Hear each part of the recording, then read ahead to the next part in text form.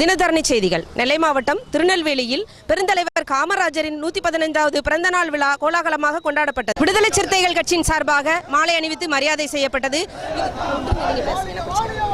தமிழகத்தினுடைய பொற்கால ஆட்சியை தந்த ஏழை எளிய மக்களுக்கு கல்வி, மதிய உணவு, விவசாயிகளுக்கு அவர் ஆட்சியிலே கட்டித்தந்த அணைகள், தமிழகத்தினுடைய தொழிற்சாலைகள் அனைத்தும் தந்த ஏழை மக்களுடைய தலைவராக இருந்து தமிழகத்தை 12 ஆண்டு காலம் முதலமைச்சராக இருந்து வழிநடத்திய கிங் மேக்கர், இந்திய தேசிய காங்கிரசினுடைய அகில இந்திய தலைவர், பெருந்தலைவர் காமராஜருடைய பிறந்த நாளை இன்று விடுதலை சிறுத்தைகள் விமரிசையாக தமிழகம் முழுக்க கொண்டாடுகிறது.